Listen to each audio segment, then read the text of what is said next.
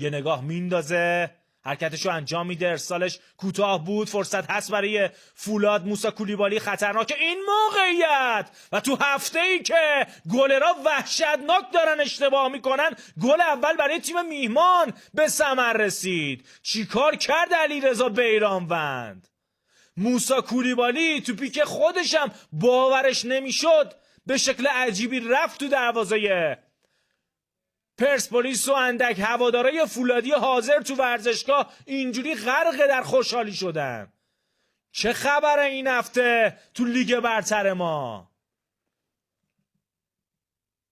سید رضا مهدوی هم از بازیکن‌های فولاد میخواد که برن زمین خودشون خوشحالی کنن. این ارسال، این ضربه سر تو رسید به موسی کولیبالی. این ارسالشو چیکار کرد علیرضا بیرانوند؟ در حد گلری که 2 جام جهانی و پشت سر گذاشته نبود این عکس العمل. سلمانی زدن و بعد از اون رباط صلیبی پاره کردن سمت چپ. یه ارسال، فرصت است برای پرسپولیس و این موقعیت فوق‌العاده از دست رفت و بازم کرنر انگار. چه پاسی داد عبدالکریم حسن و چه موقعیتی رو از دست دادن. ببینیم فرار از تله آفسایدگیری مدافعان فولاد. این ارسال دیدنی و مهدی ترابی بود که نتونست دروازه رو باز کنه، البته که مزاحمت هم ایجاد کرد.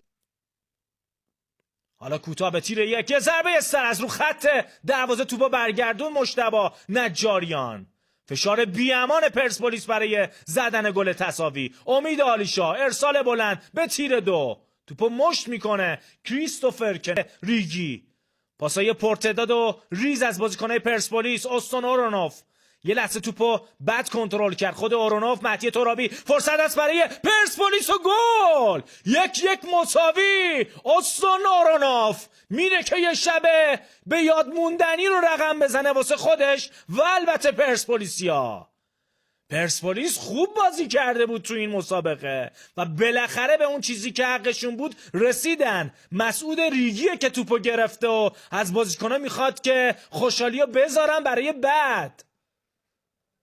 غرق در شادی میشن هوادارای پرسپولیس تو ورزشگاه آزادی. تشویق میکنه اسمار ویرا تیمش رو. هوادارای آقا و خانم تو ورزشگاه آزادی گل استون اورونوف رو جشن میگیرن. توپ اولو بد کنترل کرد اما نشون داد که چه بازیکن قابلیه. چقدر خوب کار کردن، چه پاس محشری داد مهدی ترابی و اینجوری قدر این فرصت رو دونست. استون اورونوف حرکتشو انجام میده، ارسال بلندش، یه ضربه سر، دروازه خالی، اشتباه، فرصت هست، توپ توی دروازه قرار میگیره. گل دوم برای فولاد. چیکار دارن میکنن مدافعان و دروازه‌بان پرسپولیس؟ یه لحظه دچار تردید شد سید رضا مهدوی و بالاخره گل رو اعلام کرد. خط دفاع پرسپولیس فاجعه بار داره کار میکنه تو این مسابقه. چی داره به سر پرسپولیسیا میاد؟ فولاد تیمی که تا قبل از شروع این مسابقه ضعیفترین خط حمله رو داشت، در مقابل پرسپولیس 2 بار به گل رسیده تو نیمه اول. صحنه آهسته رو ببینیم. ارسال وحید حیدریه، خروج اشتباه بیرانوند، فرشاد فرجی ضربه سر رو زد و فکر کنم گل باید به اسم عبدالکریم حسن ثبت بشه. این یه گل به خودیه. از این نما هم ببینیم رسیده. 2 بازیکن در مقابلش هستن. مهدی ترابی عالی کار کرد. خود مهدی ترابی یه برخورد، پنالتیه یا نه؟ نه پنالتی نمیگیره. احمد آل نعمه میگه باید کارت زرد رو نشون بده سید رضا. سمت راست محمد حسین کنانی زادگان، یه نگاه، یه ارسال، موقعیت هست و آفساید عبدالکریم حسن اعلام شد. توپ رفت تو گل اما آفساید عبدالکریم حسن اعلام شد.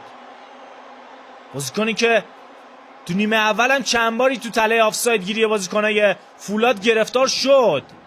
صحنه آهسته رو ببینیم. این ارسال مشکوک بود، خیلی مشکوک بود.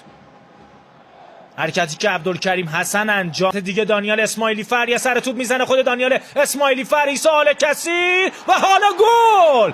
2-2 مساوی شد. اون چیزی که هواداره پرسپولیس منتظرش بودن. نفوذ فوق‌العاده دانیال اسماعیلی فر، پاس قشنگش و قدر این فرصت رو دونست ایسا کثیر. تا قبل از این موقعیت شب خیلی خوبی نداشت. سیدرضا مهدوی چی میگه؟ حسین زیاری لب خط چی میگه؟ داور چهارم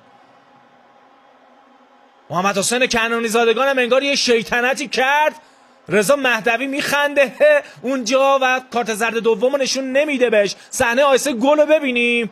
دانیال اسماعیلی فر یه لایه انداخت، کنترلش خیلی خوب نبود. ایسا کثیر اما در ادامه دروازه رو باز کرد تا 2-2 مساوی بشه. پرسپولیس و فولاد تو ورزشگاه آزادی. یه لحظه مهدی ترابی هم عصبی شد از دست محمد حسین کنعانی زادگان به کادر. حالا ارسال بلندش به تیر 2، یه ضربه سر، موقعیت هست اونجا در دهانه دروازه. پرسپولیسیا میگن پنالتیه، پنالتی میگیره مهدوی با کمکی که کمک داور دوم بهش داد. رضا حیدری کمک کرد به سید رضا مهدوی و پنالتی اعلام شد. مهدی ترابی میگه باید کارت قرمز هم بدی. یه بازی جذاب پرسپولیس و فولاد. حالا پرسپولیسیا در آستانه زدن گل سوم هستن اما بهترین پنالتی زنشون رو ندارن، یعنی گیورگی گولسیانی. رضا حیدری کاملا انگار مطمئنه که پنالتی شده. مجتبی نجاریان میگه نیست. فولادی‌ها ریختن رو سر داور و کمک داور. سیدرضا مهدوی کارت قرمز رو بیرون آورده و نشون میده به مجتبی نجاریان. اخراج. فولاد هم پنالتی میده هم 10 نفره میشه. ببینیم صحنه آهسته رو. ضربه سر کنعانی زادگان. بله چه پنالتی داد مجتبی نجاریان.